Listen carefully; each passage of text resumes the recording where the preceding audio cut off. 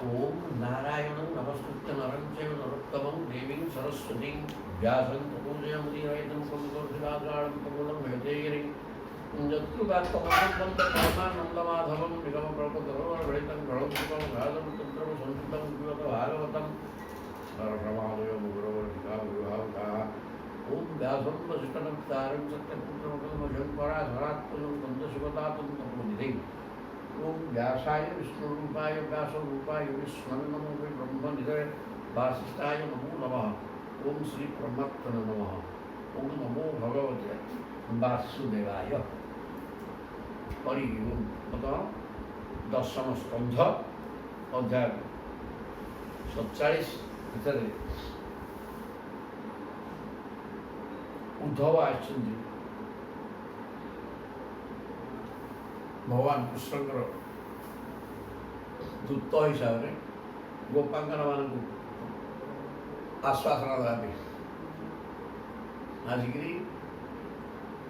बर्तमान गोपांगना मान भ्रमर को उद्धव को लक्ष्य कर भ्रमर को कहते आसु कलिया कथा कहीकि कृष्ण कृष्ण प्रति आम मन को आकर्षित करने सी हेनी आम कृष्ण को भल कर तेणु आमको से कलिया कथा कहनी ना प्रशंसा कर विशेष किसी कहनी कारण सी दगादार आम सहित प्रेम कर पलैले ए प्रकार सब अनेक श्लोक कही आउ कि कहे देखा जदनु चरित लीला कर्ण पीयूष विप्रुट सकुच अदन विधूत द्वंद्व धर्मा विनष्टा सपदि गृह कुटुंबम दीन उत्सृज्य दीना बहवः यह विहंगा भिक्षुचर्यां चरन्ति जदनु चरित लीला कर्ण पीयूष विप्रुट जो व्यक्ति भगवान श्री कृष्ण चरित्र को लीला कथा को कर्ण पीयूष विप्रुट कर्ण माध्यम शुणी कर्णभूतर गोटे बिंदु भी चाखी दे श्रीकृष्ण लीला लीलाभूत कर्ण द्वारा कर्ण माध्यम पी पकई गोटे बिंदु कर्ण पीयूष विप्रुट मैंने गोटे बिंदु पाई सकृत अदन विधूत द्वंद्व धर्मा तार राग द्वेष सुख दुख द्वंद्व मान अपमान ये सब द्वंद्व सकृत अदन विधूत द्वंद्व धर्मा तार द्वंद्व धर्म सब विनाश हो विनष्टा द्वंद्व धर्म सब विनाश हो से भगवत परायण हो सपदि गृह कुटुंब एवं हठात से घर द्वारा स्त्री पिला सब छाड़ी दीन उत्सृज्य दीना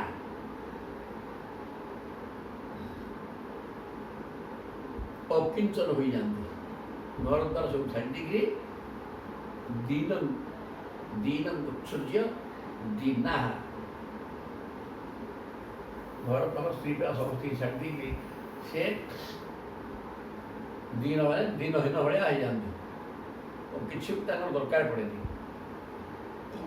केवल प्राण रक्षा बहवह यह विहंगा भिक्षुचर्या चलती भिक्षु भाया विचरण कर जीवन निर्वाह करने जी दरकार से संग्रह कर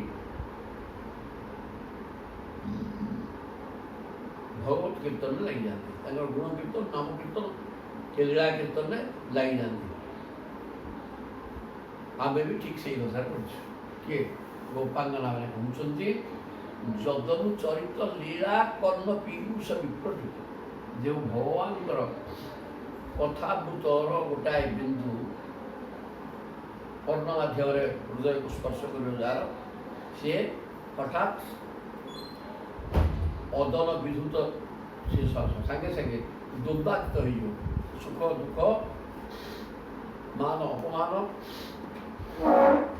ଏସବୁର ଊର୍ଦ୍ଧ୍ୱକୁ ଚାଲିଯାଇ ସବୁ ତାର ନଷ୍ଟ ହୋଇଯିବ ଏବଂ ସେ ଭଗବାନଙ୍କ ସହିତ ଶପଥି ହଠାତ୍ ଘର ଦ୍ୱାର ସ୍ତ୍ରୀ ପିଲା ସମସ୍ତଙ୍କୁ ଛାଡ଼ି ଦେଇ ଦିନ ମାନେ ଦରିଦ୍ର ଭଳିଆ ଇତସ୍ତତ ବୁଲି ସାମାନ୍ୟ ନିଜର ଜୀବିକା ନିର୍ବାହ ପାଇଁ ଯେତିକି ଖାଇବା ବି ଦରକାର ସେତିକି ସଂଗ୍ରହ କରି ଖାଇ ଭଗବତ କଥାରେ ମନୋନିବେଶ କରିଦେବ। ଯିଏ ତାଙ୍କ ସମ୍ପର୍କରେ ଟିକିଏ ଜାଣିକିରି ଆଗ୍ରହ କରିକିରି ମନଟା ତାଙ୍କ ପାଖରେ ଯାହା ଲାଗିଗଲା ସେ ପାଗଳ ହେଇକିରି ସବୁ ଘର ଦ୍ୱାର ସ୍ତ୍ରୀ ପିଲା ସମସ୍ତଙ୍କୁ ଛାଡ଼ି ଦେଇକି ତାର ସେ ବୁଲିଲା। ଆମ ଅବସ୍ଥା ସେଇଆ ହେଇଛି। ଗୋପାଙ୍ଗନ ଆମେ କହୁଛନ୍ତି ଆମେ ବି କୃଷ୍ଣ ପ୍ରେମରେ ଏ ପ୍ରକାର ପାଗଳି ଯେ ନେଇ ଦ୍ୱାର ନେଇ ସ୍ୱାମୀ ନେଇ କିଛି ଆମେ ଚିନ୍ତା ନ କରି ଖାଲି କୃଷ୍ଣ କୃଷ୍ଣ କୃଷ୍ଣ କୃଷ୍ଣ ହଉଛି। ବୟମ ମୃତମିବ ଜିହ୍ମ ବ୍ୟାହୂତ ଶବ୍ଦହାନା କୁଳିକ କ୍ଷୁଅରୁତ ଇବାଜ୍ଞା କୃଷ୍ଣବଧୂ ହରିଣ୍ୟା ଦଦୃଶୁ ଅସକ୍ରୁୱତ୍ ଏତତ୍ ତନ୍ନଖସ୍ପର୍ଶତୀବ୍ର ସ୍ମର ରୁଜ ଉପମନ୍ତ୍ରୀନି ଅନ୍ୟବାର୍ତ୍ତା ବୟମ୍ ମୃତମିବ ଜିହ୍ମ ବ୍ୟାହୂତ ଶବ୍ଦଧାନା। କୃଷ୍ଣ ସାର ଭଗବାନଙ୍କର ପତ୍ନୀ ବିଚାରୀ ଭୋଳି ମୂର୍ଖୁଣୀମାନେ ବ୍ୟାଧର ସୁମଧୁର ଗୀତକୁ ବିଶ୍ୱାସ କରି କୁଳିକ ଅରୁତ ଇବ ଆଜ୍ଞା କୃଷ୍ଣବଧୂ ହରିଣ୍ୟା। କୃଷ୍ଣବଧୂ କହିଲେ କୃଷ୍ଣ ସାର ମୃଗର ବଧୂ ହରିଣୀ ଗୁଡ଼ାକ, ଇଆଡ଼େ କୃଷ୍ଣଙ୍କର ବଧୂ ଆମେ ଗୋପାଙ୍ଗନା ଗୁଡ଼ାକ। କୃଷ୍ଣ ସାର ମୃଗର ବଧୂ ମାନେ ହରିଣୀ କୁଳିକ ଋତବିବ ହରିଣୀ ଗୁଡ଼ାକ ଯେମିତି ବ୍ୟାଧର ସେମାନେ ଶବ୍ଦ ପ୍ରତି ତାଙ୍କର ବହୁତ ଆକର୍ଷଣ ଅଛି ହରିଣୀ ମାନଙ୍କର। ତେଣୁ ଯେତେବେଳେ ବ୍ୟାଧ ଆସିକିରି ବଇସି ବଜେଇକି ତାଙ୍କୁ ଆକର୍ଷଣ କରି ନେଇଯାଏ ସେ ସ୍ଥିର ଭାବରେ ସ୍ଥିର ହେଇକିରି ବଇସି ଶବ୍ଦ ଶୁଣନ୍ତି ଏଇ ତାକୁ ଶିକାର କରି ନେଇ ଆସେ। ଠିକ୍ ସେମିତି ଆମେ ମଧ୍ୟ କୃଷ୍ଣଙ୍କର ବଧୂ। ଆମେ ଭଗବାନଙ୍କୁ ଚରଣାରବିନ୍ଦରେ ମନକୁ ଏ ପ୍ରକାର ରଖିଦେଇଛୁ ଯେ ବୟଂ ମୃତଙ୍ଗିବ ଆମେ ମଲା ଭଳିଆ ହେଇଯାଇଛୁ।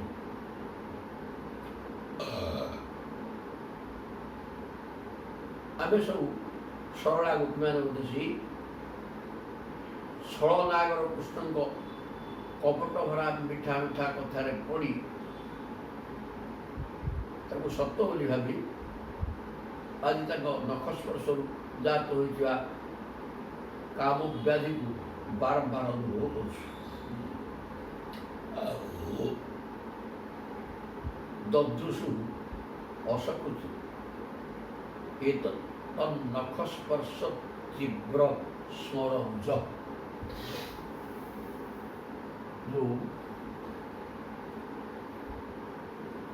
କହୁଛନ୍ତି ଯେମିତି ହରିଣୀ ଗୁଡ଼ା କୃଷ୍ଣ ସାରଙ୍କର ବଧୂ ହରିଣୀ ବ୍ୟାହୂତ ଶବ୍ଦଧାନା ମୃଗୟୁ ମାନେ ଶିକାରୀର ବଂଶୀଶ୍ୱରରେ ଆକୃଷ୍ଟ ହେଇ ବର୍ତ୍ତମାନ ଯାଇକିରି ଜାଗାରେ ପଡ଼ିକିରି ବିନାଶ ହୁଏ। ଆମେ ମଧ୍ୟ ଶ୍ରୀ କୃଷ୍ଣ ବଧୂ ସେ ଶ୍ରୀକୃଷ୍ଣଙ୍କର ପ୍ରେମରେ ପଡ଼ି ଯେମିତି ସୁନ୍ଦର ସ୍ୱରର ଆକର୍ଷଣ ମୃଗ ହରିଣୀମାନଙ୍କୁ ବିନାଶ କରେ ଆମ ସେମିତି ଭଗବାନ କୃଷ୍ଣଙ୍କର ଆକର୍ଷଣରେ ଆମେ ପଡ଼ି ତାଙ୍କର ନଖସ୍ପର୍ଶ ଆମେ ପାଇଛୁ, ଅଙ୍ଗସ୍ପର୍ଶ ପାଇଛୁ, ସେଥିରେ ଆମେ ପାଗଳ ହୋଇଯାଇଛୁ ଏବଂ ସେଗୁଡ଼ାକ ବର୍ତ୍ତମାନ ଆମେ ସେଗୁଡ଼ାକ ସ୍ମରଣ କରି କାମ ପୀଡ଼ା କନ୍ଦର୍ପ ବାଧା ଆମ ଶରୀରକୁ ଧରିଛି, ଯେଉଁଟା ଆମେ ମୃତଙ୍ଗିବ ମଲା ଭଳିଆ ବଞ୍ଚିଛୁ। ଉପମନ୍ତ୍ରୀ ଏଇ କଥା ହେ ମନ୍ତ୍ରୀ ତେଣୁରେ ଶ୍ରୀକୃଷ୍ଣ ଦ୍ରୁତ ଭ୍ରମର ତୁ ଏ ବିଷୟରେ ଆଉ ଶୁଣା ନା, ଅନ୍ୟ କିଛି କହିଗଲେ କହ। ଉପମନ୍ତ୍ରୀ ଭନ୍ୟତା ଅନ୍ୟ ବାର୍ତ୍ତା, ଅନ୍ୟ କିଛି କଥା କହ। ଆଉ ସେ କୃଷ୍ଣଙ୍କ କଥା ଆମକୁ କହନି। ଆମେ ତାଙ୍କ ପ୍ରେମରେ ବାୟା ହେଇଯାଇଛୁ। ତାଙ୍କର ଅଙ୍ଗ ସଙ୍ଗ ନଖ ସ୍ପର୍ଶ ଇତ୍ୟାଦି ଦ୍ୱାରା କାମବାଧା ଆମକୁ ଭୟ ମାରି ସାରିଲାଣି। ମୃତ୍ୟୁ ଆମେ ବଞ୍ଚିଛୁ, ମଲା ଭଳିଆ ବଞ୍ଚିଛୁ। ତେଣୁକରି ଆଉ ତାଙ୍କ ଗୁଣଗାନ ଆମ ଆଗରେ କରେନି। ତଦ୍ଭିନ୍ନ ଅନ୍ୟ କଥା କ'ଣ କହୁଛୁ ରେ ଭ୍ରମଣ ବୋଲି ଏ କଥା କହିଲେ। ସିଧାସଳଖ ଉଦ୍ଧବକୁ ଏ ପ୍ରକାର କହୁଛନ୍ତି। ଆଉ ପ୍ରିୟ ସଖ ପୁନରାଗା ପ୍ରେୟସୀ ପ୍ରେୟସା ପ୍ରେଷିତ କିଂ ବରୟ କିମନୁବୃନ୍ଧେ ମାନଦୀୟୋଷି ମେ ଅଙ୍ଗ ନୟସି କଥମିହାସ୍ମାନ ଦୁଶ୍ଚଜ ଦ୍ୱନ୍ଦ୍ୱପାର୍ଶ୍ୱଂ ଶରତମୁରସି ସୌମ୍ୟ ଶ୍ରୀବଧୂ ଶାକମାସ୍ତେ। ପ୍ରିୟ ସଖ ପୁନରାଗା, ହେ ପ୍ରାଣପ୍ରିୟଙ୍କ ସଖା, ପ୍ରିୟ ସଖ ଆମର ପ୍ରାଣପ୍ରିୟ ପ୍ରିୟଙ୍କର ସଖା ତୁମେ, ନାଇଁ କି ଭ୍ରମରୁ କହୁଛନ୍ତି ପ୍ରିୟ ସଖ। ଉଦ୍ଧବ ତାର ପ୍ରାଣ ସଖା, ଆମ ଅତ୍ୟନ୍ତ ପ୍ରିୟ ପ୍ରିୟତମ ଆମର ସଖା।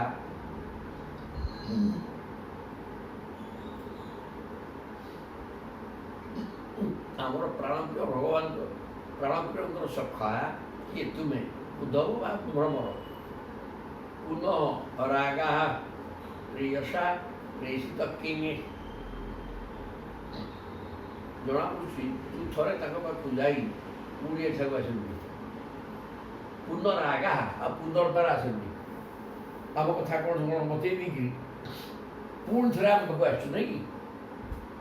ପ୍ରେୟସା ପ୍ରେଷିତ କିଂ, ଆମର ପ୍ରିୟତମ ଦ୍ୱାରା ଆଉ ଥରେ ତୁ ପଠେଇ ଆଲୁ କି? ତୁ ପୁନଃ ଆଗା ପୁନର୍ବାର ଆସିଲୁଣି ତୁ ଯାଇକି। ପ୍ରିୟତମଙ୍କର ସଖା ଭ୍ରମର ପିଲା ଥରେ ଯାଇ ଆସିଲୁଣି। ବରୟ କିଂ ଅନୁରୁଦ୍ଧେ,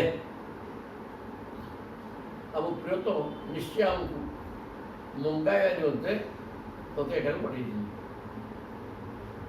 ବରୟ କିଂ ଅନୁରୁଦ୍ଧେ ମାନଦୀୟୋଷି ମେ ଅଙ୍ଗ। ପ୍ରିୟ ଭ୍ରମର ତୁ ସବୁ ଦୃଷ୍ଟିରୁ ଆମର ମାନନୀୟ। ମାନଦୀୟୋଷି ମେ ଅଙ୍ଗ, ତୁମେ ସବୁ ଦୃଷ୍ଟିରୁ ଆମର ମାନନୀୟ। କାହିଁକି ନା ତୁ ଦୂତ କାମ କରୁଛୁ ତ, ପ୍ରଭୁଙ୍କ କଥା ଶୁଣିକି ତୁ ଆସିଛୁ। ତୋତେ ଦେଖିଲେ ଆମ ପ୍ରଭୁଙ୍କୁ ଦେଖିଲା ଭଳିଆ ହେଉଛି। ପ୍ରଭୁଙ୍କର ଆଦେଶକୁ ପାଳନ କରିକି ତୁ ଯାଇଛୁ ଆମ ପାଖକୁ। ତେଣୁ ତାଙ୍କର କିଛି ଆଦେଶ ଆମକୁ ମଙ୍ଗେଇବାକୁ ତୁ ଆସିଛୁ ଗୋଟେ ପ୍ରଭୁଙ୍କ ନିର୍ଦ୍ଦେଶରେ। ନୟସି କଥମ ଇହାସାନ ଦୁଶ୍ଚଜ ଦ୍ୱନ୍ଦ୍ୱ ପାର୍ଶ୍ୱ, ତୁ ସବୁ ଦୃଷ୍ଟିରୁ ମାନନୀୟ ଆମର। ତେଣୁ କ'ଣ ଇଚ୍ଛା କହ। ନୟସି କଥମ ଇହାସାନ ଦୁଶ୍ଚଜ ଦ୍ୱନ୍ଦ୍ୱ ପାର୍ଶ୍ୱ, ସତ କହିଲୁ ତୁ କ'ଣ ଆମକୁ ତାଙ୍କ ପାଖକୁ ନେଇଯିବାକୁ ଆସିଛୁ? ପ୍ରଥମ ଇହ ଅସ୍ମାନ ନୟସି, କେମିତି ତୁ ଆମକୁ ନେଇଯିବୁ ଯେ? ଦୁଶ୍ଚଜ ଦ୍ୱନ୍ଦ୍ୱ ପାର୍ଶ୍ୱ, କିନ୍ତୁ ତାଙ୍କ ପାଖକୁ ଥରେ ଗଲେ ଆଉ ଫେରି ଆସିବା କଠିନ।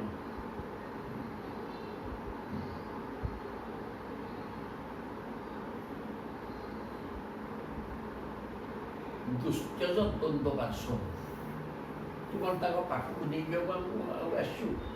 ଯଦି ଆସିଛୁ ତାଙ୍କ ପାଖକୁ ଥରେ ଗଲେ ଆଉ ଛାଡ଼ିକିରି ଆସି ହୁଏ ନାହିଁ। ଶତତମୁରସି ସୌଭ୍ୟଂ,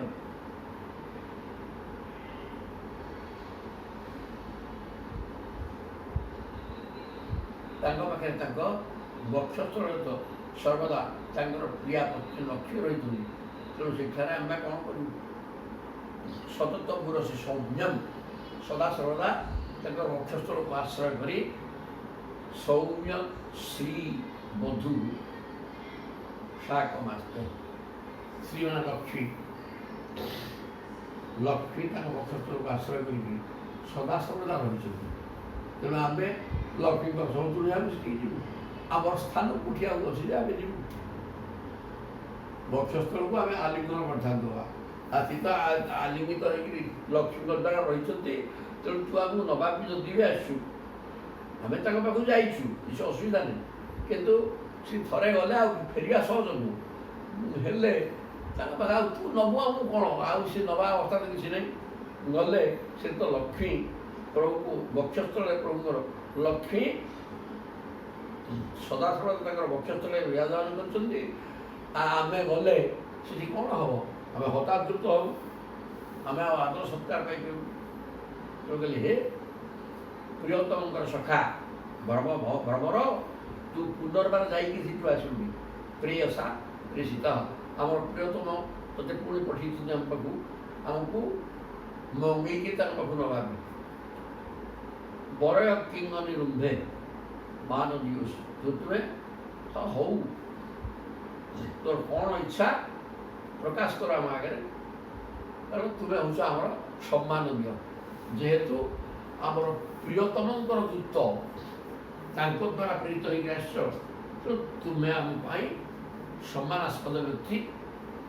ଯେ କ'ଣ ତୁମେ କହିବା କଥା, ତୁମ ଇଚ୍ଛା ଯାହା ଆମକୁ କହ। ଆମେ ଭାବୁଛୁ ବୋଧେ ତୁମେ ଆମକୁ ନୟସୁ କଥା ଆମକୁ ନେବା ପାଇଁ ଏଠିକି ଆସିଛ। ଯେ ନେବ ଆମକୁ କ'ଣ ମଧ୍ୟ? ଆମେ ତାଙ୍କ ପାଖକୁ କ'ଣ ଯାଇନୁ କି? ଆମେ ଯାଇଛୁ, ଆମେ ତାଙ୍କ ପାଖକୁ ଯାଇଛୁ। ସେଠିକି ଗଲେ ଆସିବାକୁ ଇଚ୍ଛା ହୁଏ ନାହିଁ। ଦୁସ୍ତ୍ୟଜ ଦ୍ୱନ୍ଦ୍ୱ ପାର୍ଶ୍ୱ ତାଙ୍କ ପାଖରୁ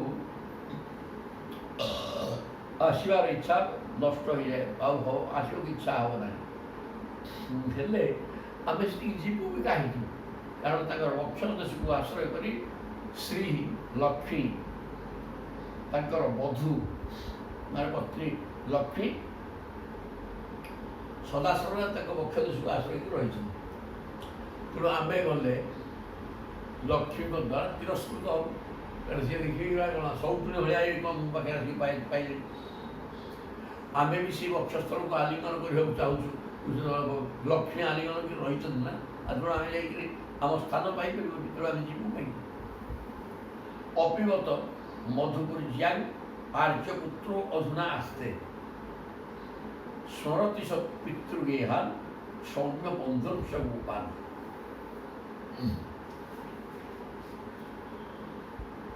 क्वचिद विष कथा न किंकरीणां गृणीते भुजम भुजम गुरु सुगंधम भुजम अगुरु सुगंधम भुजम मूर्धन धास्यत पदानु। पुणी कौशुदरे भर अपिबत दुखर विषय मधुपुर्यां आर्यपुत्र अधुना आस्ते। बर्तमान आम आर्यपुत्र मान स्वामी जगन्नाथ स्वामी से जगत आकर नाथ आमर भी नाथ से नाथ बर्तमान मधुपुरी मथुरा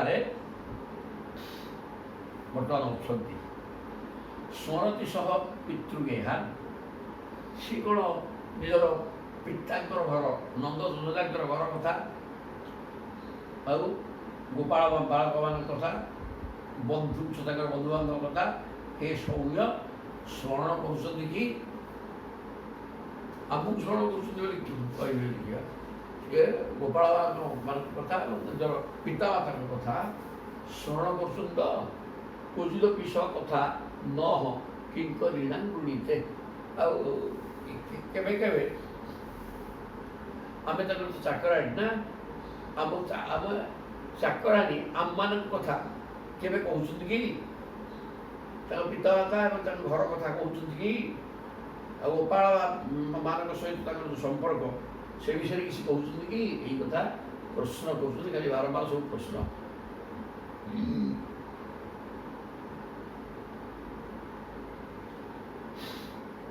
ତେଣୁ ଏ ପ୍ରିୟ ଭ୍ରମର ଅଗୁରୁ ସୁଗନ୍ଧମ ଭୁଜମ ଅଦାରୁ କେତେବେଳେ ସେଇ ପ୍ରଭୁ ଆମ ପାଖକୁ ଆସିକିରି ଅଗୁରୁ ଦ୍ୱାରା ସୁଗନ୍ଧିତ ତାଙ୍କର ହାତ ଆମ ମୁଣ୍ଡ ଉପରେ ରଖିବେ। ଦିବ୍ୟ ସୁଗନ୍ଧଯୁକ୍ତ ଭୁଜ ଆମ ମଥା ଉପରେ ରଖିବେ। ଆମ ଜୀବନରେ କ'ଣ କେବେ ହେଲେ ଏପରି ସୁଯୋଗ ଆସିବ? ପ୍ରଭୁ କେବେ ଟିକେ ଆସିକିରି ଆମ ମଥାରେ ତାଙ୍କର ଅଗୁରୁ ସୁଗନ୍ଧ ହାତକୁ ରଖିବେ, ଆମକୁ ମନେ ପକାଉଛନ୍ତି ତ? ଏ ପ୍ରକାର ଅନେକ ପ୍ରଶ୍ନ ଭ୍ରମରକୁ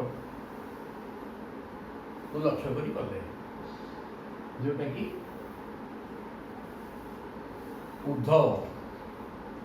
ଉଦ୍ଧବକୁ ହିଁ ପ୍ରଶ୍ନ କରୁଛନ୍ତି, କିନ୍ତୁ ଭ୍ରମରକୁ ଲକ୍ଷ୍ୟ କରି।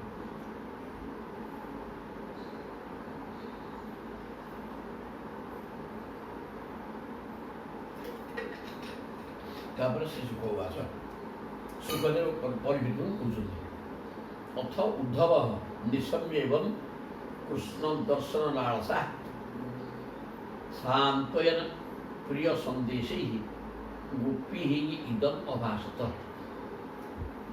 ଉଦ୍ଧବ ଏମାନଙ୍କର କୃଷ୍ଣଙ୍କ ପ୍ରତି ଭାବ, ଶ୍ରଦ୍ଧା, ଭକ୍ତି ଏଗୁଡ଼ାକ ଦେଖିକିରି ନିଶମ୍ୟ ଏବଂ କୃଷ୍ଣ ଦର୍ଶନ ଲାଳସା, ଭଗବାନଙ୍କ କୃଷ୍ଣଙ୍କ ସହିତ ମିଳନର ଆକାଂକ୍ଷା ବା ଦେଖିବାର ଯେଉଁ ଇଚ୍ଛା ଗୋପାଙ୍ଗନମାନଙ୍କ ଭିତରେ ଅଛି, ତାହା ଅନୁଭବ କରି ଉଦ୍ଧବ ବର୍ତ୍ତମାନ ତାଙ୍କୁ ସାନ୍ତ୍ୱନା ଦେଇକି ସେମାନେ ଅତ୍ୟନ୍ତ ବିକଳ ହେଉଛନ୍ତି ନା, କୃଷ୍ଣଙ୍କ ବିଷୟରେ ପାଗଳି ଭଳିଆ ହେଉଛନ୍ତି। ତେଣୁ ତାଙ୍କୁ ସାନ୍ତ୍ୱନା ଦେବା ପାଇଁ ପ୍ରିୟ ସନ୍ଦେଶୀ, ଭଗବାନ ଦେଇଥିବା ସନ୍ଦେଶ ମାନେ ବାର୍ତ୍ତା, ପ୍ରିୟ ସନ୍ଦେଶୀ ଗୋପୀ ଇଦମ୍ ଅଭାସତ। ଉଦ୍ଧବଙ୍କର ପ୍ରିୟ ଭଗବାନ ଶ୍ରୀକୃଷ୍ଣଙ୍କର ବାର୍ତ୍ତା ଗୋପୀମାନଙ୍କୁ କହିଲେ। ସେମାନଙ୍କର ଏ ପ୍ରକାର ପାଗଳି ଭାବ ଦେଖିକି ଭଗବାନ ସହିତ ମିଶିବାର, ଦର୍ଶନ କରିବା, ମିଶିବାର ଯେଉଁ ଭାବନା ତାକୁ ଦେଖିକିରି ବର୍ତ୍ତମାନ କହୁଛନ୍ତି। ଆଉ କ'ଣ କହିଲେ? ଉଦ୍ଧବ ବାଚ କହିଲେ, ହୋ ଜୁୟକୃଷ୍ଣ କରୁଣାର୍ଥା ଭଗତ୍ୟ ଲୋକ ପୂଜିତା ହାଗା ବାସୁଦେବେ ଭଗବତୀ ଦାସାଣି ଇତ୍ୟର୍ପିତମ୍ ମନଃ। ତେଣୁ ତୁମେ ଧନ୍ୟା ହେ ଗୋପାଙ୍ଗନା, କ'ଣ ତୁମେ ନ ପାଇଛି ଯାଉ ପାରିବ? ବହୁ ଜୁୟକୃଷ୍ଣ କରୁଣାର୍ଥା, ତମର ସମସ୍ତ କାମନା ପୂର୍ଣ୍ଣ ହୋଇଯାଇଛି ରେ ବାପା। ଭଗବାନଙ୍କ କଥା ଅନବରତ କହୁଛ ଏବଂ ଭଗବାନଙ୍କୁ ଅନବରତ ସ୍ମରଣ କରୁଛ, ତାଙ୍କୁ ପାଇବା ପାଇଁ କେତେ ଉତ୍କଣ୍ଠା ତମ ମନରେ ଅଛି। ଏ ଭଗବତ ଚିନ୍ତା ତୁମେ ଦିନରାତ 24 ଘଣ୍ଟା ରହୁଛ, ତାଙ୍କ ପାଇଁ ପାଗଳ ହେଇଗଲଣି। ଆଉ ତୁମେ ଧନ୍ୟ ହେଇଯାଇଛ, ତୁମର ସମସ୍ତ କାମନା ପୂର୍ଣ୍ଣ ହେଇଯାଇଛି।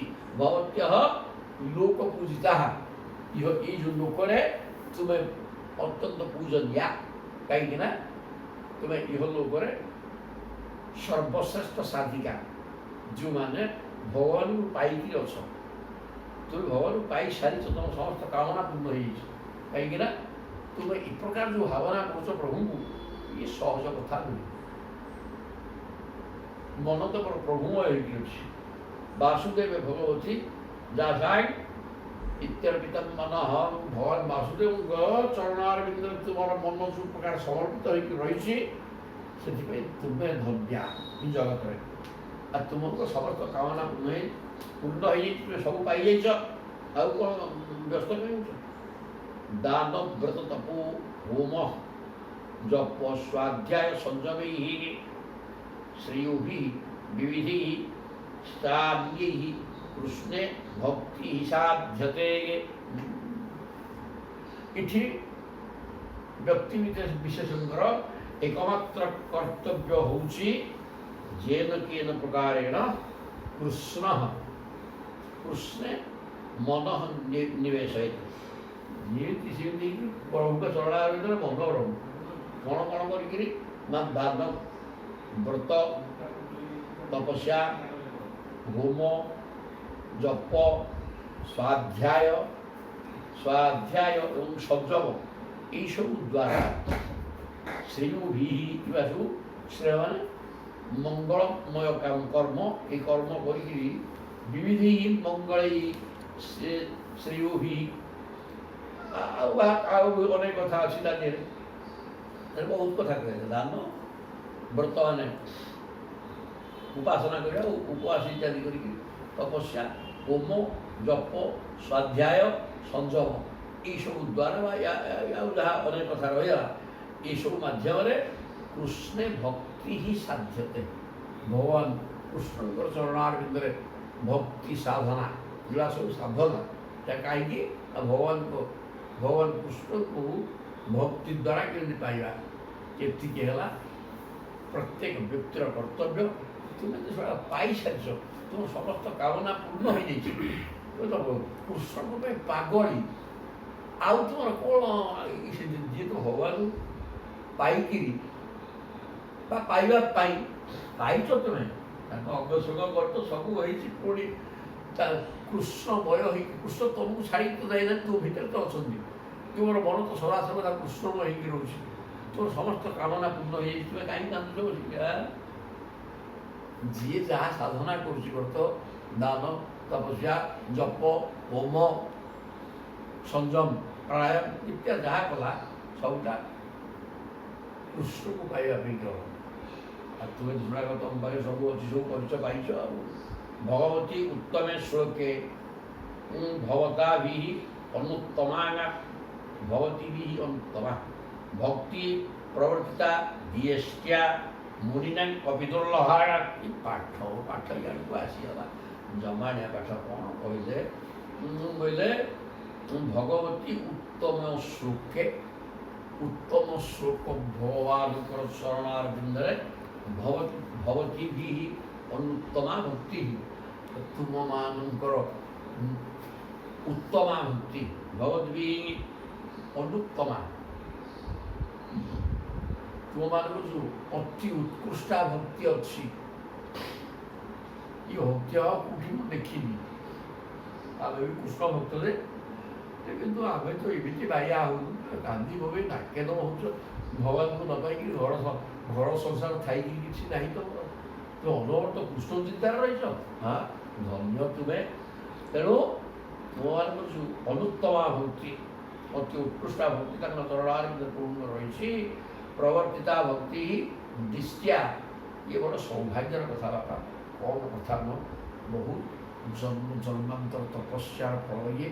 ସମସ୍ତେ ତ ମନୁଷ୍ୟ ଜନ୍ମ ପାଇଛନ୍ତି, କେତେଜଣ ଭଗବତ ସମ୍ପର୍କିତ ଭଗବାନଙ୍କ କଥା ଆଲୋଚନା କରୁଛନ୍ତି ବା ଶୁଣୁଛନ୍ତି ବା କହୁଛନ୍ତି କିଛି, ଇଏ କହୁଛନ୍ତି ଗୁଡ଼ାକ ଗୋଟେ ଦରକାର ନେଇ ବୋଲି କହୁଛନ୍ତି।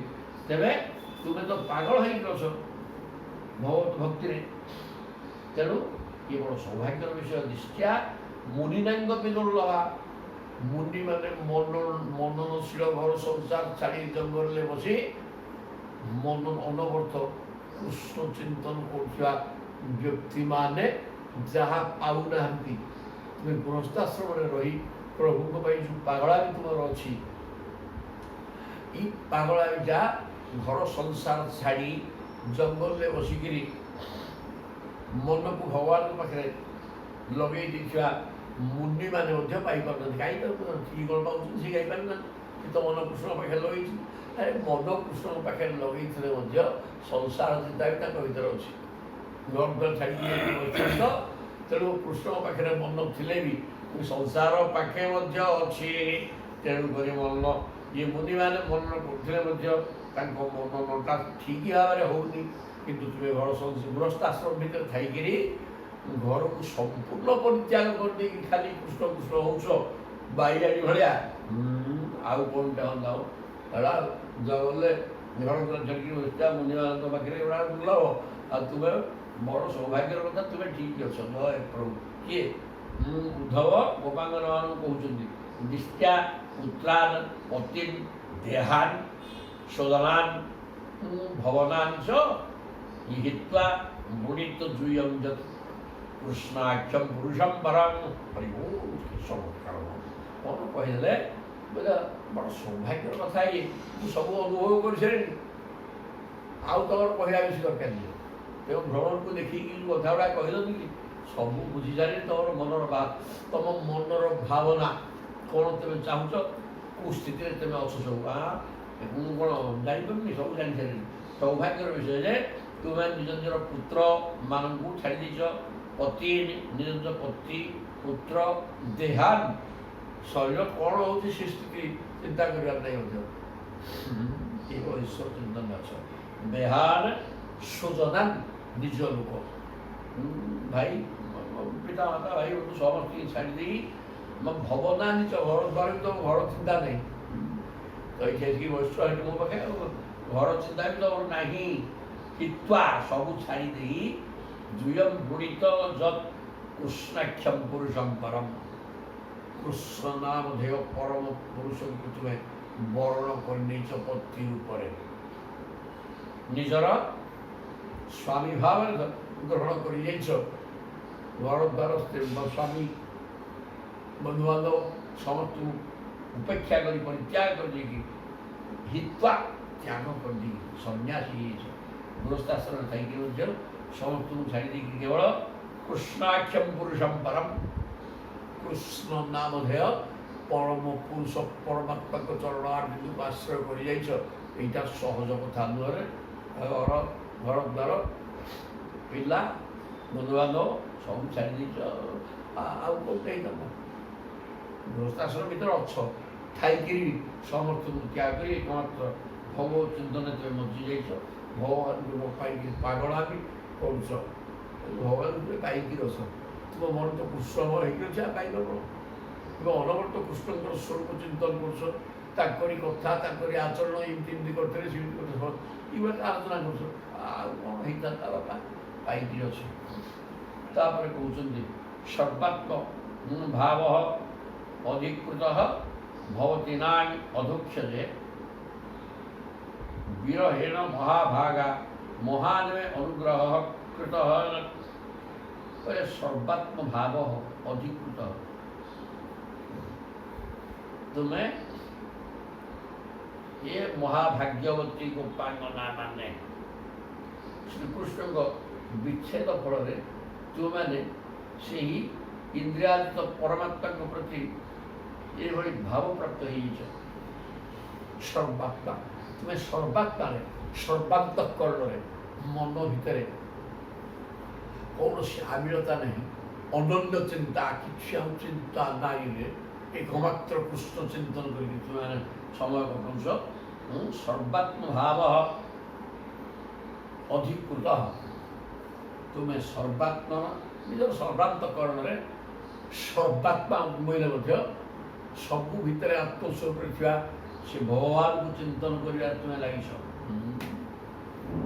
ସର୍ବାତ୍ମା ଭାବ ଅଧିକୃତ ଭବତି ନାହିଁ ଅଧୋକ୍ଷଜେ। ତୁମେମାନେ ଅଧୋକ୍ଷଜ ମାନେ ଭଗବାନ ଶ୍ରୀକୃଷ୍ଣଙ୍କ ଠାରେ ସମସ୍ତ ଜଗତକୁ ଦେଖୁଛ ଏବଂ ତାଙ୍କୁ ପାଇବା ଚିନ୍ତାରେ ଲାଗିପଡ଼ିଛ। ବିରହେଣ ମହାଭାଗା କେବଳ ପାଖରେ ଥିଲେ ତୁମେ ଏତେ ବିକଳ ହେଇନଥାନ୍ତ। ପ୍ରଭୁ ଦୂରରେ ରହିଥିବାରୁ ତାଙ୍କ ବିରହ ମାନେ ବିଚ୍ଛେଦ ହେତୁ ତୁମେ ଅନବରତ କୃଷ୍ଣ ଚିନ୍ତନରେ ଅଛ। ପାଖରେ ବୋଧେ କହିପାରିବା ଆହୁରି ଉଦାହରଣ ଦେଇକିରି ବିରହେଣ ମହାଭାଗା ମହାନ ମେ ଅନୁଗ୍ରହ କୃତ। ମୁଁ ମଧ୍ୟ ତୁମଠୁ ଶିଖିଲି ଭାବ କ'ଣ, ପ୍ରଭୁ ଚିନ୍ତନ କେମିତି କରିବା ଉଚିତ। ତୁମେ ଗୃହସ୍ଥାଶ୍ରମ ଭିତରେ ଥାଇକି ସମସ୍ତଙ୍କୁ ଛାଡ଼ି ଦେଇକି ଯେଉଁ କୃଷ୍ଣମୟ ହେଇକି ରହିଛ, ଇଏ କେଉଁ ମୁନିମାନେ ସାଧକମାନେ କରିପାରିବେ ନାହିଁ। ରହିଲେ କ'ଣ ସୌଭାଗ୍ୟ। ବର୍ତ୍ତମାନ ମୋର ବି ସୌଭାଗ୍ୟ ତୁମମାନଙ୍କର ଏ ପ୍ରକାର ସ୍ଥିତିକି ମୁଁ ଅନୁଭବ କରି ମୁଁ ମଧ୍ୟ ଶିଖିଲି ଯେ ଭଗବାନଙ୍କୁ ପାଇବା ପାଇଁ କ'ଣ କଲେ ଭଗବାନ ମିଳିବେ, ଏଇଟା ତୁମଠାରୁ ମୁଁ ଶିଖିଲି। ଉଦ୍ଧବଙ୍କର ଶିକ୍ଷା ଟିକେ କମ୍ ଥିଲା। ଭକ୍ତ ସିଏ ଥିଲେ କିନ୍ତୁ ଗୋପୀ ଭାବ ତାଙ୍କ ପାଖରେ ନଥିଲା। ତେଣୁ ଭଗବାନ ତାଙ୍କୁ ପଠେଇଛନ୍ତି ଯେ ଇଆଡ଼େ ଆଶ୍ୱାସନା ଦେବାଟା ହେବ, ସିଆଡ଼େ ଗୋପୀ ଭାବକୁ ଇଏ ଗ୍ରହଣ କରି ମୋ ଭକ୍ତଟାର ଉନ୍ନତି ଏଠି ପ୍ରମାଣ ତେଣୁ କରାହେଲା ଯେ ରେ ମୂଢ଼ ମାନବ କୌଣସି ସାଧନା କରିକି ତୁ ପ୍ରଭୁକୁ ପାଇବୁନି। ପ୍ରଭୁ ଚାହିଁଲେ ପ୍ରଭୁ ମିଳିବେ। କାରଣ ଯଦି ଭାବଭକ୍ତର ସହ ପ୍ରଭୁଙ୍କୁ ଡାକୁ ପ୍ରଭୁ ତାକୁ ଲାଇନ୍ କ୍ଲିୟର କରିଦେବେ। ଉଦ୍ଧବଙ୍କ ପାଖରେ ଟିକେ ଭକ୍ତିଭାବର ନ୍ୟୁନତା ଥିଲା। ତେଣୁ ତାଙ୍କୁ ପଠେଇକିରି ଭକ୍ତିଭାବ ବୃଦ୍ଧି କରିବାର ବାଟ ସିଏ କରିଦେଲେ ନା ଉଦ୍ଧବ ଆସିଥିଲେ କି। ତେଣୁ ଏଠି ସୁନ୍ଦର ଭାବରେ ଏ କଥା କହିଦେଇକିରି ପ୍ରଭୁ ବତେଇଦେଲେ ଯେ ମୁଁ ନ ଚାହିଁଲା ପର୍ଯ୍ୟନ୍ତ ମୋ ସାଧନା କରିକି ମୋତେ ତୁ ପାଇପାରିବୁନି ରେ ବାପା। ମୁଁ ପରୀକ୍ଷା କରିକି ଦେଖିବି ଯଦି ତୋର ସେତିକି ଶ୍ରଦ୍ଧା ଭକ୍ତି ଅଛି, ପାଗଳାମି ଅଛି ମୋତେ ପାଇବା ପାଇଁ, ମୁଁ ମୋ ଲାଇନ୍ କରିବି ଆଉ କ'ଣ କରିବି ଆଉ। ହଁ ଆଉ ଆଜ୍ଞା ହେଇଗଲୁଣି ଆଉ ତତେ କ'ଣ କରିବା। ଜୟ ଜଗନ୍ନାଥ। ସୁନ୍ଦର କଥା। କାରଣ ଉଦ୍ଧବଙ୍କର ଯଦିଓ ଉଦ୍ଧବ ସର୍ବଶ୍ରେଷ୍ଠ ଭକ୍ତ, ପ୍ରଭୁଙ୍କର ପାଖ ଲୋକ, ଘର ଦ୍ୱାର ଛାଡ଼ି ତାଙ୍କରି ପାଖରେ ସଦାବେଳେ ଥାନ୍ତି, ତେବେ ବି ତାଙ୍କ ଭକ୍ତି ଭାବରେ ଟିକେ ନ୍ୟୁନତା ଥିଲା। ଗୋପାଳନ ସିଦ୍ଧି ପଠେଇଛୁ ଚମତ୍କାର। ବିରହୀଣ ମହାଭାଗା। ପ୍ରଭୁଙ୍କ ବିଚ୍ଛେଦରେ ତୁମମାନଙ୍କର ଯେଉଁ ଭାବ, ପ୍ରଭୁଙ୍କ ପ୍ରତି ସର୍ବାତ୍ମା ଭଗବାନଙ୍କ ଅନ୍ତର ଚରଣାରବିନ୍ଦରେ ତୁମର ଯେଉଁ ମନୋନିବେଶ, ମୁଁ ଦେଖିକିରି ତ ଛାନିଆ। ମହାନବେ ଅନୁଗ୍ରହ କୃତ। ଭଗବାନ ମୋ ପ୍ରତି ବଡ଼ ଅନୁଗ୍ରହ କରିଛନ୍ତି, ମୋତେ ତୁମମାନଙ୍କ ପଠେଇ ଦେଇକିରି ମୁଁ ଏଠି ଶିଖିଗଲି ତୁମକୁ ଗୁରୁ କରିକିରି ଭଗବାନଙ୍କୁ ପାଇବାର ବାଟରେ। ଚମତ୍କାର ଭାବରେ ଉଦ୍ଧବ କହୁଛନ୍ତି। ତାହେଲେ ଶ୍ରୂୟତାଂ ପ୍ରିୟ ସନ୍ଦେଶ। ଏଗୁଡ଼ାକ ମୋ ମନ କଥା ମୁଁ ବର୍ତ୍ତମାନ କହିଲି, ତୁମ ପ୍ରିୟତମ ଏ କଥା କହିନାହାନ୍ତି। ତୁମ ପ୍ରିୟତମଙ୍କ ସନ୍ଦେଶ ଶୁଣ। ଶ୍ରୂୟତାଂ ପ୍ରିୟ ସନ୍ଦେଶ। ପ୍ରିୟତମ ଭଗବାନ ଶ୍ରୀକୃଷ୍ଣଙ୍କ ସନ୍ଦେଶ ଶୁଣ। ଭବତି ନାଂ ସୁଖାବହ। ଯାହା ଶୁଣିଲେ ତୁମକୁ ବହୁତ ଆନନ୍ଦ ଦେବ। ଜନ୍ ଆଦାୟ ଆଗତ ଭଦ୍ରା ଅହଂ ଭର୍ତ୍ତୁ ରହସ୍କର। ଅହଂ ଭର୍ତ୍ତୁ ରହସ୍କର। ଭର୍ତ୍ତୁ ସ୍ୱାମୀନ। ଭଗବାନ ଶ୍ରୀକୃଷ୍ଣଙ୍କର ମୁଁ ହେଉଛି ଏକାନ୍ତ ଅତ୍ୟନ୍ତ ଗୋପନୀୟ କଥା ସବୁ ସେ ମୋତେ ହିଁ କହିବେ।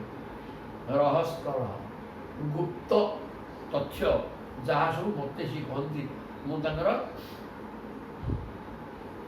ଅତ୍ୟନ୍ତ ପାଖ ଲୋକ, ଗୁପ୍ତ କଥା ସିଏ ମୋତେ କହନ୍ତି।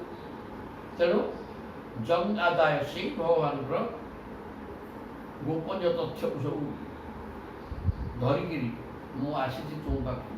ହେ ଭଦ୍ରାମୀ ମାନେ କଲ୍ୟାଣୀ, କଲ୍ୟାଣମୟୀ ଗୋପାଙ୍ଗନା ମାନେ ତୁମର କଲ୍ୟାଣ ହେଇକିରି ଅଛି।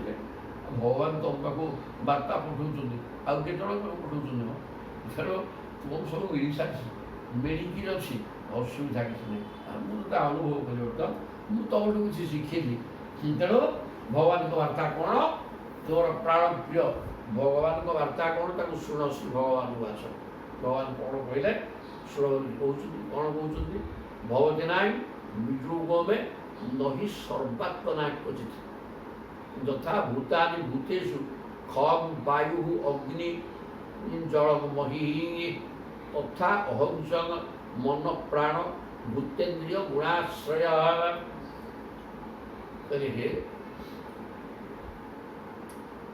ଭବତି ନାଇଁ ବିଯୋଗ। ଭଗବାନ କହିଛନ୍ତି ଆପଣମାନଙ୍କର ବିଚ୍ଛେଦ। ତେମେ ଏଇଠି ପାଗଳି ହେଇଛ, ମୁଁ କ'ଣ ପାଗଳ ହଉନି?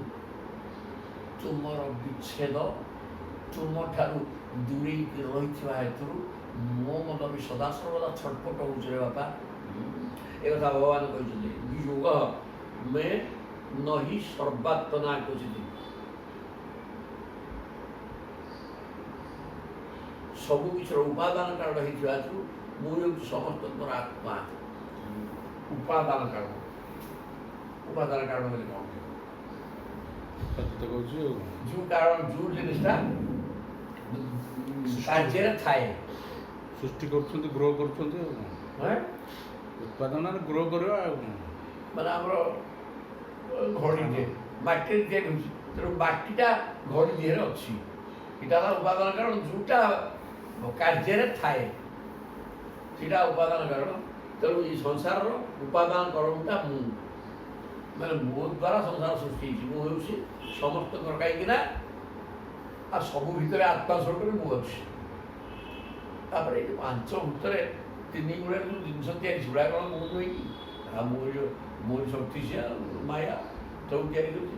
ଆଉ ସବୁ ଆତ୍ମା ସମସ୍ତଙ୍କ ଭିତରେ ଆତ୍ମସ୍ୱରୂପରେ ମୁଁ ଅଛି। ତେଣୁ ସମସ୍ତଙ୍କର ଉପାଦାନ କାରଣଟା ମୁଁ। ଉପାଦାନ କାରଣଟା କାର୍ଯ୍ୟରେ ଥାଏ। ତେଣୁ କାର୍ଯ୍ୟ ହେଲା ସମସ୍ତ ଜଗତ, ତା ଭିତରେ ମୁଁ ଥିବାରୁ ବି କାର୍ଯ୍ୟ ଗୁଡ଼ିକ ଅଛି, ନହେଲେ କାର୍ଯ୍ୟଟା ରହିବାର ମୁଁ ଚାଲିଗଲେ କାର୍ଯ୍ୟ ସବୁ ଧ୍ୱଂସ ହେଇଯିବ। ମାଟି ନଥିଲେ ମୂର୍ତ୍ତିକା ଅଂଶ ଚାଲିଗଲେ ଇଏ ଘଡ଼ି ବଢ଼ା ସରା ଇଏ ରହିବ। ତେଣୁ ଠିକ୍ ସେମିତି ମୁଁ ଥିବାରୁ ଜଗତ ରହିଛି, ମୁଁ ହେଲେ ଉପାଦାନ କାରଣ ଚମତ୍କାର କଥା। ମୁଁ ସମସ୍ତଙ୍କ ମଧ୍ୟରେ ପରିବ୍ୟାପ୍ତ। ତେଣୁ ମୋ ଠାରୁ ତୁମମାନଙ୍କର କଦାପି ବିଯୋଗ ହୋଇନପାରେ। ଭବତି ନା ବିଯୋଗ ମେ ନ ହୋ। ଏଇଟା ସୁନ୍ଦର ଭାବରେ କହିଛି। ବିଯୋଗ ମେ ନ,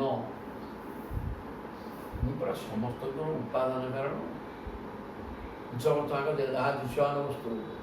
ତେଣୁ ମୁଁ ଅଛି ବୋଲି ଜଗତ ଅଛି। ତେଣୁ ମୁଁ ହିଁ ଜଗତଟା ଆଗ। ବାସୁଦେବ ସର୍ବମ୍। ତେଣୁ ସବୁ ଭିତରେ ମୁଁ ଅଛି, ତୁମ ଭିତରେ ବି ମୁଁ ଅଛି ରେ। କହିଛି ନା କ'ଣ? ସବୁ ଭିତରେ ତ ମୁଁ ତ ଉପାଦାନ କାରଣ ଆଉ ସମସ୍ତଙ୍କ ଭିତରେ ଅଛି ଆଉ। ତେଣୁ ଭବତି ବିଯୋଗ ମେ ନ। ତେଣୁ ତୁମ ଠାରୁ ମୁଁ ଛାଡ଼ିକି କୋଉଠି ରହିବି? ମୁଁ ଥିବାକୁ ତୁମେ ଅଛ ନା। ତେଣୁ ତୁମ ଭିତରେ ମୁଁ ଅଛି। ବାସୁଦେବ ସର୍ବମ୍। ମୁଁ ଉପାଦାନ କାରଣ, ସର୍ବାତ୍ମା। ମୁଁ ସର୍ବାତ୍ମା, ଜୀବାତ୍ମା ଭାବରେ ସବୁ ଭିତରେ ଅଛି, ତୁମ ଭିତରେ ବି ଅଛି। ତେଣୁ ତୁମକୁ ଛାଡ଼ିକିରି ମୁଁ ଆଦୌ ନାହିଁ। କାହିଁକି ଭାବୁଛ? ଚମତ୍କାର ବୁଝେଇଦେଲା ପାଠ। ଯଥା ଭୂତାନି ଭୂତେଷୁ ଖମ୍ ବାୟୁ ଅଗ୍ନି ଜଳମ୍ ମହି। 5 ଭୂତ କଥା କହିଲେ। ସଂସାରରେ ସକଳ ଭୌତିକ ପଦାର୍ଥରେ ଯେପରି ପୃଥିବୀ, ଜଳ, ତେଜ, ବାୟୁ, ଆକାଶ, ଏ 5 ଭୂତ ବ୍ୟାପ୍ତ ହୋଇ ରହିଛି। ସଂସାର ସମସ୍ତ ସାଂସାରିକ ବସ୍ତୁ ଏ 5ରେ ତିଆରି। ପୃଥିବୀ, ଜଳ, ତେଜ, ବାୟୁ, ଆକାଶ ତଥା। ତେଣୁ ସମସ୍ତଙ୍କ ଏଗୁଡ଼ାକ ମଧ୍ୟ ଉପାଦାନ କାରଣ। ପୃଥିବୀ, ଜଳ, ତେଜ, ବାୟୁ, ଆକାଶ ଗୁଡ଼ା ଉପାଦାନ କାରଣ ସମସ୍ତଙ୍କ ଭିତରେ ଅଛି। ଏବଂ ମୁଁ ମଧ୍ୟ ରହିଛି। ତଥା ଅହଂଚ। ଇଏ 5 ଭୂତ ସବୁ ଭୂତ ଭିତରେ ରହିଛି। ସେଗୁଡ଼ିକ ମଧ୍ୟ ଉପାଦାନ କାରଣ, ମୁଁ ମଧ୍ୟ ଉପାଦାନ କାରଣ। ମନ, ପ୍ରାଣ, ଭୂତ 5 ଭୂତ, ଇନ୍ଦ୍ରିୟ 10, ଗୁଣାଶ୍ରୟ ଏବଂ 3 ଗୁଣ, ୟାକୁ ଆଶ୍ରୟ କରିକି ଜଗତ ରହିଛି।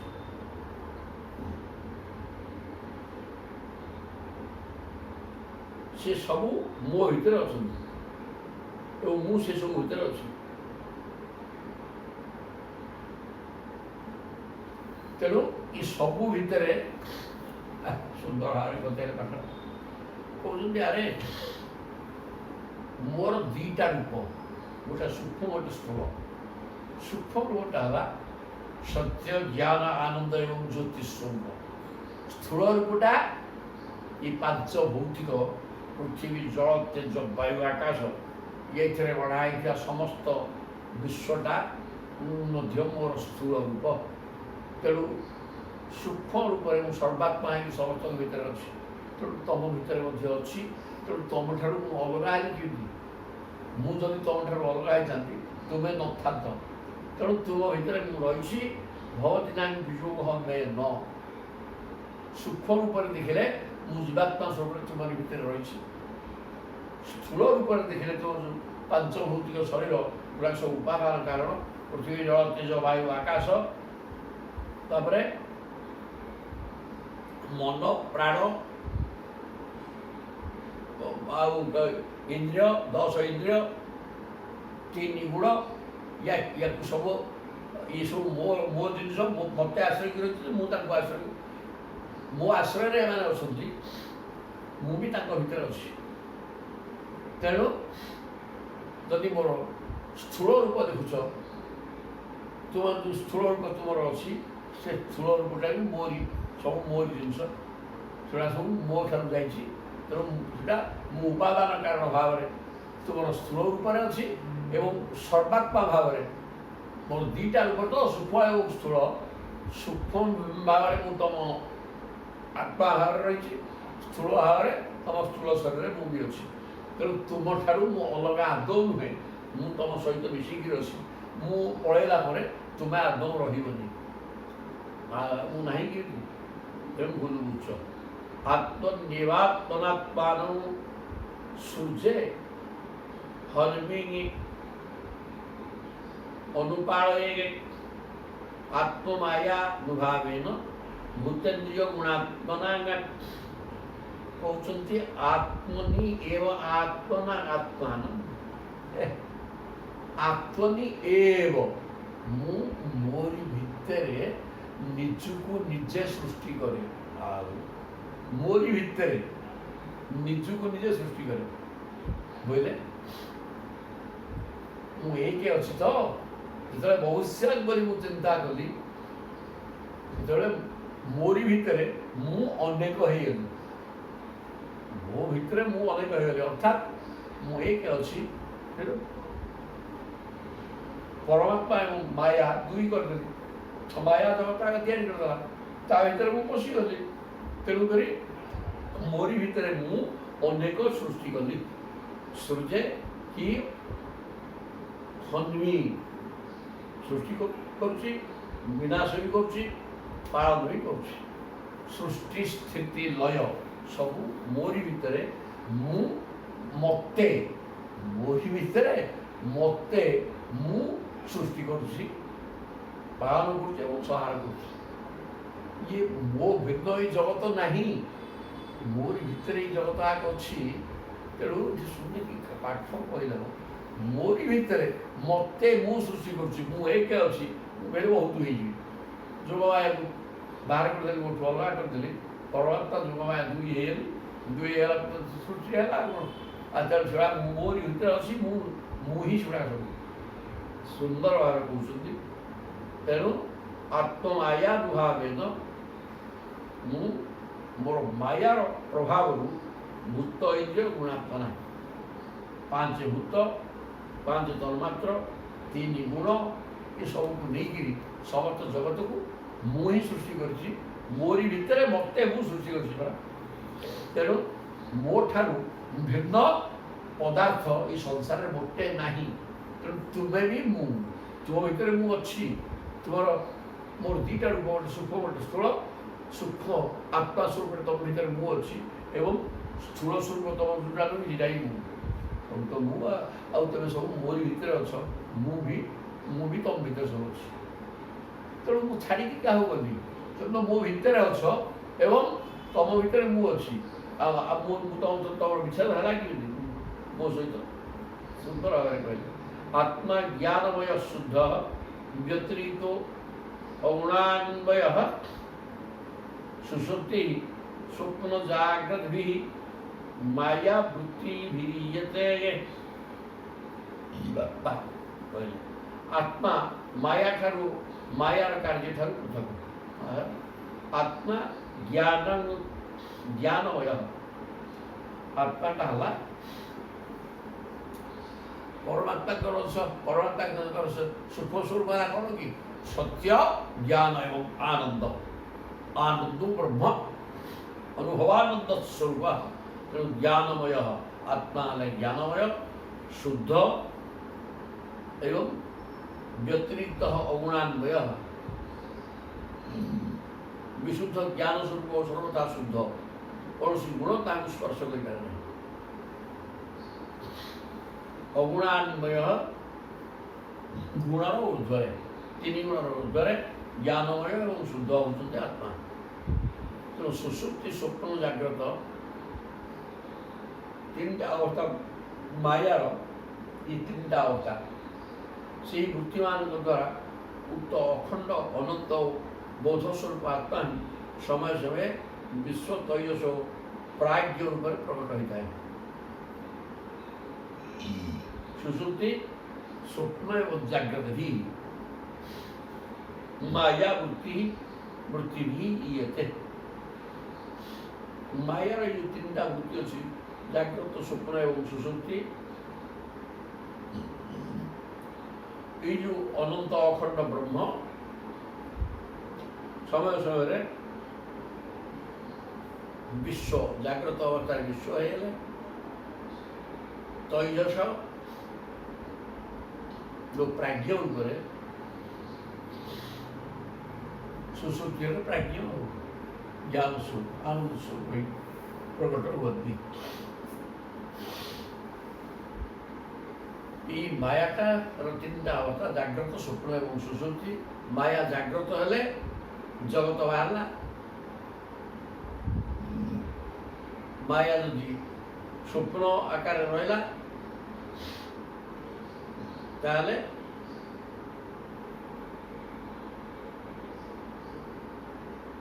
ବିଶ୍ୱ ସୃଷ୍ଟି ହେଲା ଏବଂ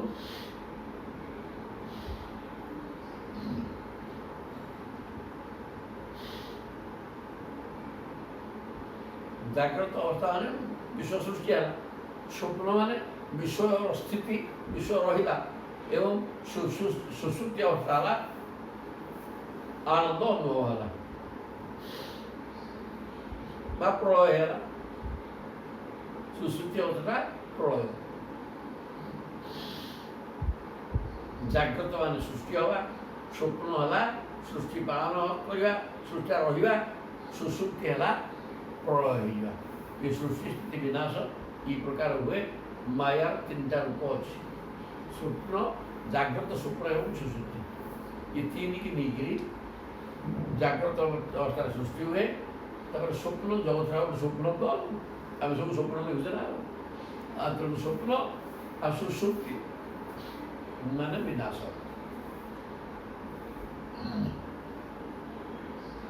ତେଣୁ ଆତ୍ମା ହେଉଛନ୍ତି ଜ୍ଞାନମୟ, ଶୁଦ୍ଧ ଏବଂ ତିନି ଗୁଣର ଉର୍ଦ୍ଧ୍ୱରେ।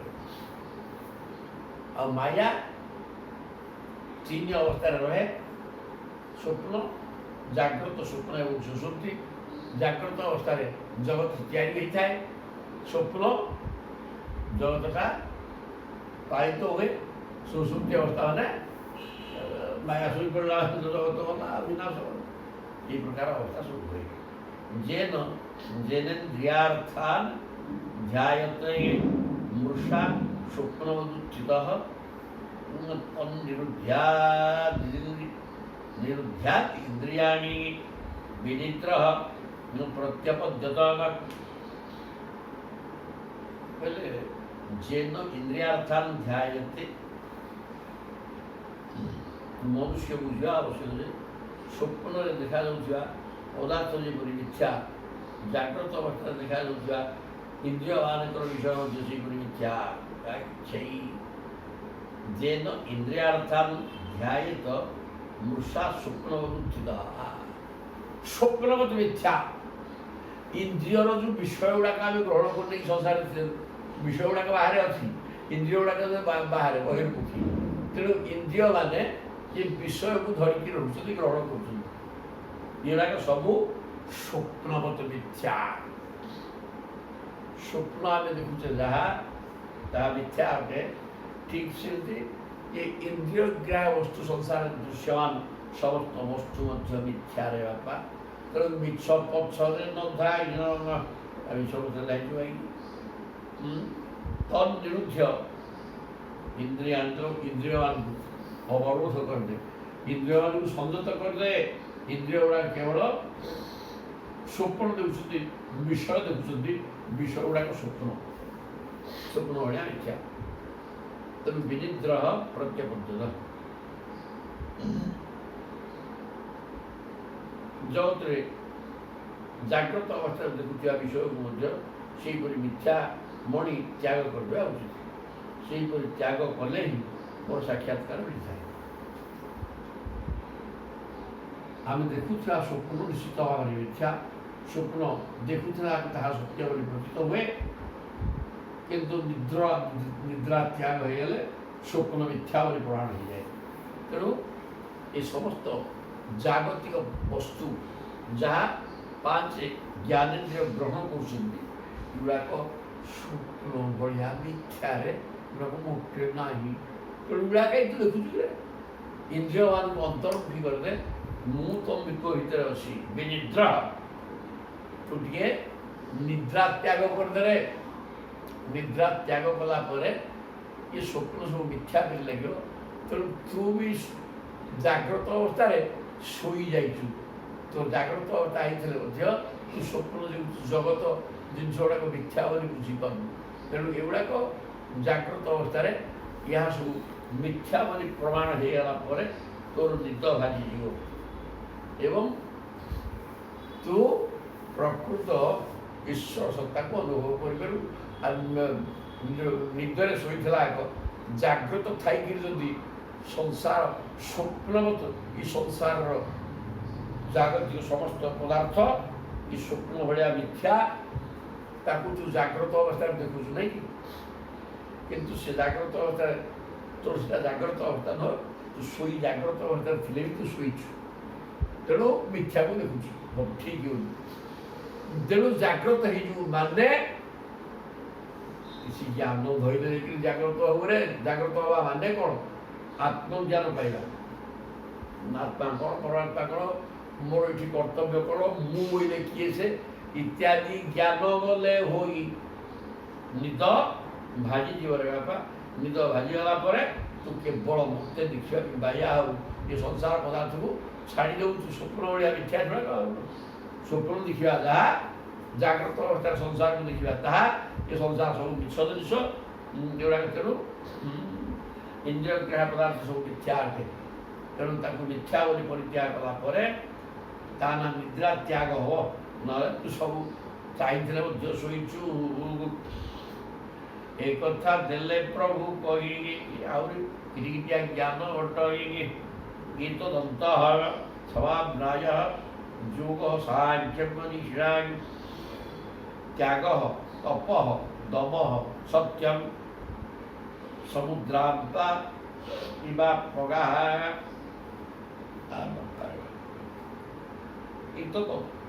ଅନ୍ତଃ ସମାବ୍ରାୟ। ସବୁ ନଦୀ ଯେପରି ବିଭିନ୍ନ ମାର୍ଗରେ ବୁଲି ବୁଲିକିରି ଶେଷରେ ସମୁଦ୍ରରେ ପଡ଼ନ୍ତି। ନଦୀର ଗତି କୁଆଡ଼େ?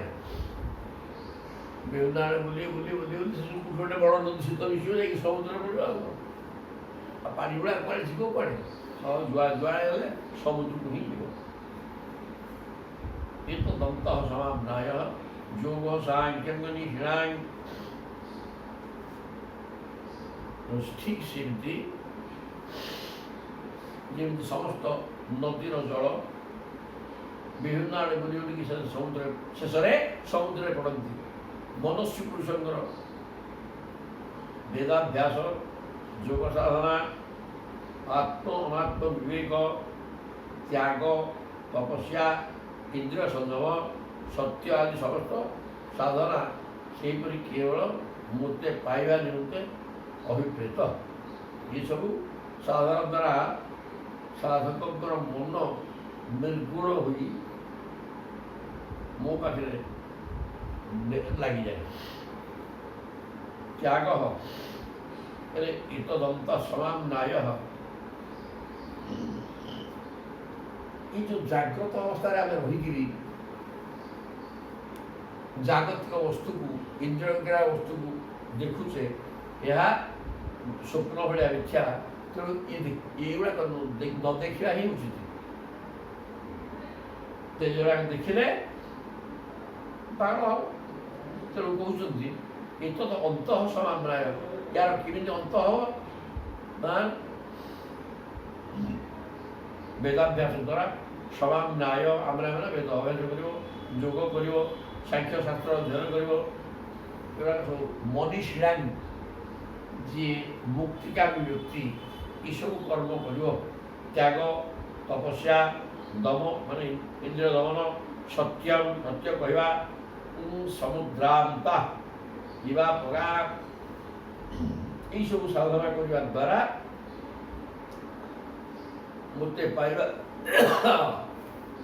ପାଇବା ପାଇଁ ଅଭିଳାଷ ଜାଗ୍ରତ ହେବ।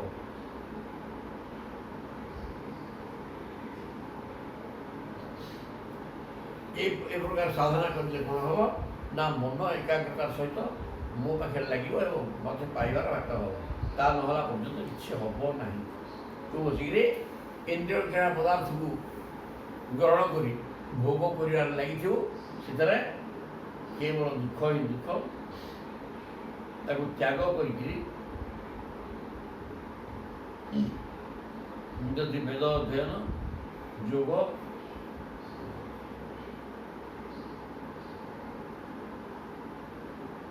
ସାଂଖ୍ୟଶାସ୍ତ୍ର ପଠନ, ତ୍ୟାଗ ମାନେ ଦାନ, ତପସ୍ୟା, ଦମ, ଇନ୍ଦ୍ରିୟ ଦମନ, ସତ୍ୟ କହିବା, ଏସବୁ କର୍ମରେ ରତ ରହିବ, ତାହେଲେ ମନ ପରିଷ୍କାର ରହିବ, ଶୁଦ୍ଧ ରହିବ ଏବଂ ସେ ମନ ମୋତେ ଧରି ନେବ। ତେଣୁ ସାଧନା କରିକିରି ମୋତେ ପାଇବା ହେଲା ଏଠି ଏକମାତ୍ର କର୍ତ୍ତବ୍ୟ, ଅନ୍ୟ କିଛି କାମ ନାହିଁ। ତାପରେ କହୁଛନ୍ତି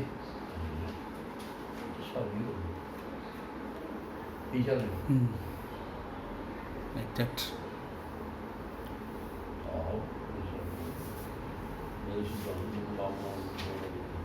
ଖାଲି ଟିକେ ଜ୍ଞାନ ଇଏ ସରିବା ସମ୍ଭବପର, ଯେତେ ପୃଷ୍ଠା ଉଠୁଥିଲେ ଉଠ